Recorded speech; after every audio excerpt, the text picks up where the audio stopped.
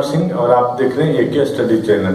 दोस्तों, आज हम जुडिशरी में कैरियर के बारे में बात करेंगे और सबसे बेहतरीन कैरियर इसमें है जुडिशियल मजिस्ट्रेट बनना। तो जुडिशियल मजिस्ट्रेट कैसे बना जाता है इसके बारे में हम आज बात करेंगे। तो इसके लिए आपको सबसे पहले 10+2 करना है। 10+2 चाहे किसी भी स्ट्रीम से हो, साइंस, आर्ट, कॉमर्स, उससे कोई फर्क नहीं पड़ता है।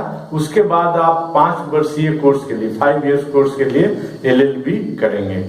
और आप यह बात ध्यान रखें कि LLB भी उसी कॉलेज या यूनिवर्सिटी से करना है जिसका बार काउंसिल ऑफ इंडिया द्वारा मान्यता प्राप्त हो, बार काउंसिल ऑफ इंडिया में जो रजिस्टर्ड हो। अदरवाइज आप जुडिशियल मजिस्ट्रेट और इवन की वकील भी नहीं बन पाएंगे। तो 5 साल का LLB करने के बाद आप जुडिशियल मजिस्ट्रेट का एग्जाम होता है, कॉम्पिटिटिव एग्जाम, जो स्टेट पब्लिक सर्विस कमीशन द्वारा लिया जाता है। भारत के सभी राज्य का पब्लिक सर्विस कमीशन वहां के लोअर कोर्ट्स के लिए, मजिस्ट्रेट कोर्ट के लिए, मजिस्ट्रेट के अपॉइंटमेंट के लिए कॉम्पिटिटिव एग्जाम कंडक्ट करती है, जिसमें की सीट प्रत्येक साल लगभग 300-400 या जो छोटे स्टेट हैं जिनका कम वैकेंसी 150 भी निकलता है। तो आप उसका एग्जाम देंगे और उसके एग्जाम का 3 पैटर्न है। एक तो है कि PT एग्जाम होता है, उसको आपको पास करना है। उसके बाद मेंस एग्जाम होता है, उसको पास करना है। मेंस के एग्जाम के बाद आपको इंटरव्यू होगा और मेंस एग्जाम का मार्क्स और इंटरव्यू का मार्क्स जुड़ करके आपको मेरिट लिस्ट निकलेगा। यदि उसमें निकल गया तो आप जुडिशियल मजिस्ट्रेट बन जाएंगे। दोस्तों, जुडिशियल मजिस्ट्रेट का कैरियर बेहतरीन क्यों है, यह डिस्ट्रिक्ट मजिस्ट्रेट से अच्छा क्यों है? तो एक तो इसमें पॉलिटिकल इंटरफेरेंस नहीं रहेगा और डिस्ट्रिक्ट मजिस्ट्रेट के जो एग्जीक्यूटिव फंक्शन करता है उसके कैरियर में आपको पॉलिटिकल इंटरफेरेंस बहुत ज्यादा मिलेगा। उसके काम में, उसके फंक्शन में पॉलिटिकल इंटरफेरेंस बहुत ज्यादा मिलेगा। दूसरा बात कि आप इंडिपेंडेंट काम करेंगे। आप काम करेंगे, आप जो जजमेंट देंगे उस पर कोई टीका टिप्पणी नहीं होगा। उसको आपको चैलेंज किया जा सकता है, अपील किया जा सकता है हायर कोर्ट में। लेकिन आपको एग्जीक्यूटिव फंक्शन कर रहे हैं तो वहां पर आपको आपके फैसले पे या आपके किसी काम पे टीका टिप्पणी मीडिया द्वारा या पब्लिक द्वारा या नेता द्वारा या मिनिस्टर द्वारा या आपके कलीग्स द्वारा या आपके जूनियर द्वारा, आपके सीनियर द्वारा किया जा सकता है। और जुडिशियल मजिस्ट्रेट में फिक्स वर्किंग आवर होता है जो कि 10 बजे से लेकर के 4-5 बजे तक होता है। नॉर्मली 2 बजे 3 बजे तक सारे काम, सारे जजमेंट फैसले कर दिए जाते हैं। तो आप बाकी समय आपका छुट्टी रहता है।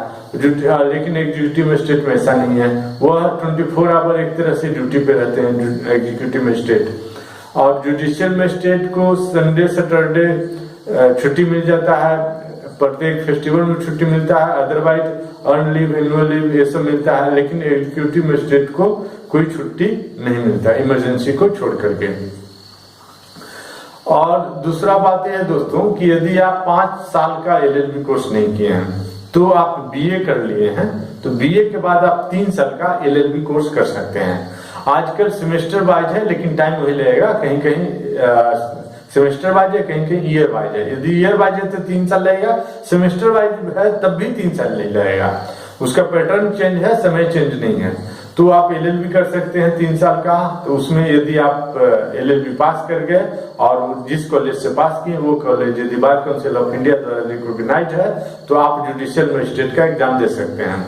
जुडिशियल मजिस्ट्रेट का एग्जाम सिविल जज जूनियर डिवीजन के भी नाम से जाना जाता है दोस्तों।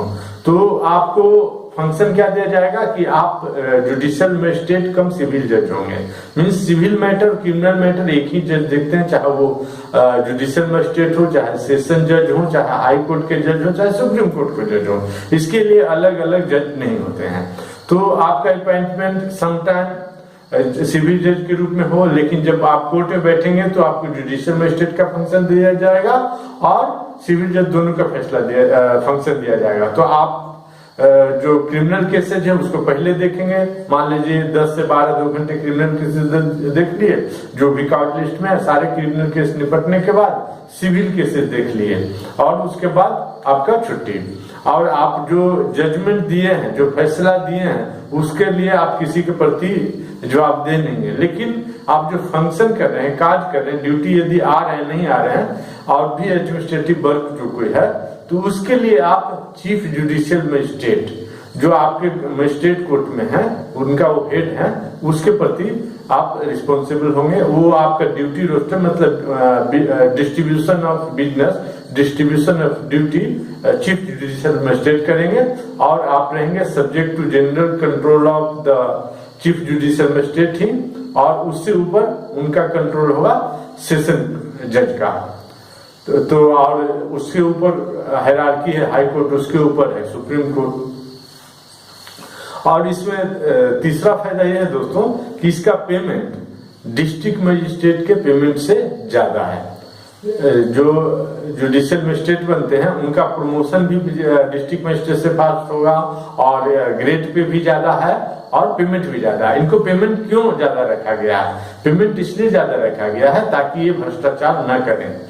तीसरा फायदा यह है दोस्तों कि ये पेमेंट जो लेते हैं consolidated fund of India state से लेते हैं, हाई सुप्रीम कोर्ट का कंसोलिडेटेड फंड ऑफ इंडिया से लेते हैं जजेज और राष्ट्रपति।